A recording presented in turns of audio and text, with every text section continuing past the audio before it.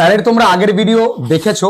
আমাদের সঙ্গে রয়েছে ভূগোলের ভূগোলের অন্যতম শিক্ষক সন্দীপ স্যার।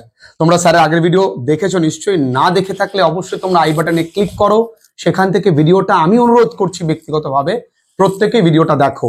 আজকে তোমরা জানতে পারবে যে ভূগোলে মাধ্যমিকে কোন প্রশ্নগুলো আসতে চলেছে। স্যার এতটাই তোমাদেরকে অ্যাসুরেন্স দিয়ে বলবেন। স্যার আবারও আপনাকে ওয়েলকাম জানাই। স্যার ওদেরকে গুরুত্বপূর্ণ প্রশ্নগুলো যদি আপনি বলে দেন, আমি চলে যাচ্ছি, কারণ এবার পুরোটাই আপনার। আরেকটা জিনিস বলি, এই স্যার এখানে কিন্তু বড় প্রশ্নগুলো বলবে, বাদবাকি প্রশ্নগুলোও স্যার বলবেন, কিন্তু পুরো ভূগোলের সমস্ত স্যার উত্তর সহ কি উত্তর সহ হবে না, উত্তর সহ মানে শুধু কোশ্চেনটুকু যদি তুমি পেতে চাও, মানে এই পুরো পিডিএফটা, তাহলে আমি স্যারের হোয়াটসঅ্যাপ গ্রুপের ডিটেলটা আমরা লিঙ্কটা আমরা আমাদের ডেসক্রিপশনে বা কমেন্টে দিয়ে দেবো। স্যারের সঙ্গে তোমরা যোগাযোগ করতে পারবে, স্যারের ফোন নাম্বারও থাকবে। তবে দেখো, বিরক্ত করো না, স্যার কিন্তু প্রচন্ড ব্যস্ত মানুষ, কলেজে পড়ান, তারপরে এত টিউশন পড়ানো থাকে। তোমরা কিন্তু একটুখানি ধৈর্য ধরবে, স্যার তোমাদেরকে প্রোভাইড করবে একে একে।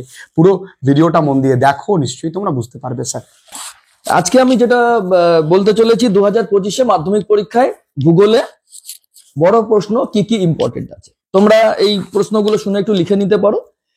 আশা করছি এখান থেকে প্রশ্ন আসার সম্ভাবনা প্রায় 90 থেকে 95% এবং 100%ও ধরতে পারো, কারণ এগুলো আসবে। আমি প্রথমে 5 নম্বরের তোমাদের প্রথম পার্টটা থেকে, দুটো পার্টে আসে তো প্রশ্ন, এক জায়গা থেকে 4টে, আর এক জায়গা থেকে 4টে। প্রথমটার থেকে 2টো লিখতে হয়, দ্বিতীয়টার থেকে 2টো লিখতে হয়। তো প্রথম পার্টের থেকে যে প্রশ্নগুলো ইম্পর্টেন্ট হচ্ছে, আমি প্রথম প্রশ্ন বলছি যে হিমবাহ ও জলধারার মিলিত কাজের ফলে গঠিত ভূমিরূপ। দেখো, হিমবাহ এবং জলধারার মিলিত কাজের ফলে যে ভূমিরূপগুলো তৈরি হচ্ছে, এগুলো কিন্তু অনেকটা হিমবাহের সঞ্চয় কার্যের মাধ্যমেও যদি বলে ভূমিরূপগুলো লেখো, প্রায় একই ভূমিরূপ। গ্রাবরেখা একটু অ্যাড করে দিতে হবে, না হলে হিমবাহ ও জলধারার মিলিত কাজের ফলে যে বেশিরভাগ ভূমিরূপ আছে আর হিমবাহের সঞ্চয় কার্যের মাধ্যমে যে ভূমিরূপগুলো আছে প্রায় একই। সুতরাং হিমবাহ এবং জলধারার মিলিত কার্য বা সঞ্চয় কার্য বলতে পারি, এবং হিমবাহের ক্ষয় কার্যের ফলে কি কি ভূমিরূপ গঠিত হয়, এই দুটো প্রশ্ন তোমরা ভালো করে পড়বে। এবং নদীর ক্ষয় এবং সঞ্চয় কার্যের ফলে গঠিত ভূমিরূপ তোমরা ভালো করে পড়বে। এই দুটো প্রশ্ন থেকে একটা প্রশ্ন আসার সম্ভাবনা 90 থেকে 95%। তাহলে এই দুটো পড়লে একটা প্রশ্ন তোমরা পাচ্ছ। আর একটা আমি বলবো, এখান থেকে যাদের একটু কম এই মুহূর্তে প্রস্তুতি আছে, আমি একটু বলে দিই, সেক্ষেত্রে তারা প্রথম প্রশ্নটা কমন পেয়ে গেলে নদী আর হিমবাহ পড়লে মোটামুটি আসবে, ধরে নেওয়া যায়। আর একটা প্রশ্ন বলছি আমি, জোয়ার ভাটা সৃষ্টির কারণ কি।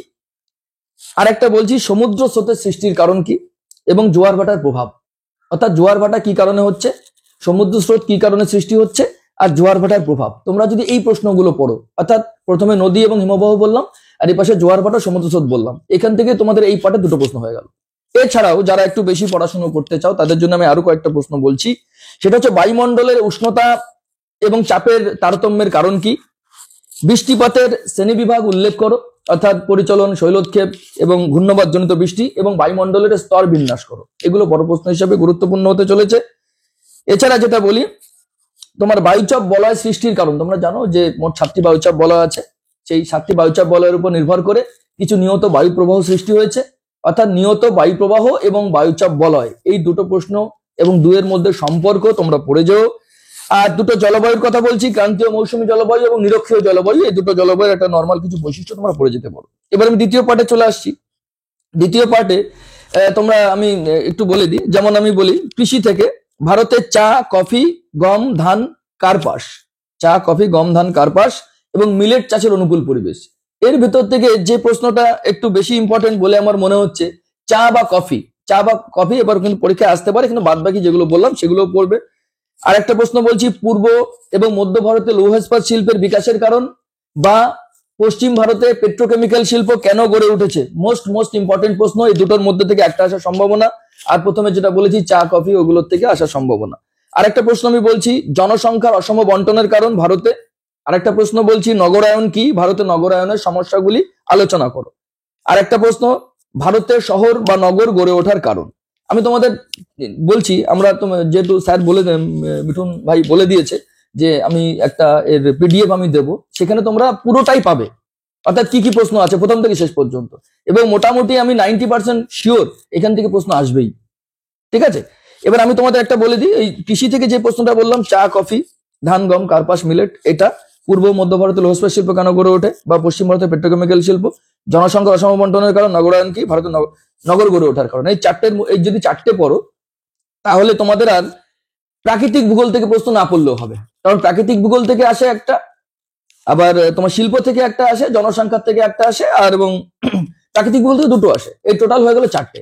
অর্থাৎ আমি যদি প্রাকৃতিক ভূগোল মিস করে যাই, যদি কারোর মনে হয় যে প্রাকৃতিক ভূগোল আমার কঠিন লাগছে বা পড়িনি, সে শুধুমাত্র অর্থনৈতিক ভূগোলের প্রশ্নগুলো পড়েও কিন্তু দুটো কমন পেতে পারে, ঠিক আছে। এবং যে প্রাকৃতিক ভূগোলের জন্য এবার মোস্ট ইম্পর্টেন্ট যে প্রশ্নটা, এবার উত্তর ভারত এবং দক্ষিণ ভারতের নদ নদীর মধ্যে পার্থক্য, এবং পূর্ব ভারত এবং পূর্ব উপকূল এবং পশ্চিম উপকূলীয় সমভূমির মধ্যে পার্থক্য। এই তোমার বড় প্রশ্ন আমার হয়ে গেল। মাধ্যমিক এই প্রশ্নগুলো খুবই ইম্পর্টেন্ট হতে চলেছে, যেটা আমি বলে দিলাম। এরপরে যদি তোমরা 2-3 নাম্বারের প্রশ্ন বা এগুলো তোমরা জানতে চাও, বা তাহলে ভিডিওটা অবশ্যই দেখো, জুন ভাই যেটা বলে দিল।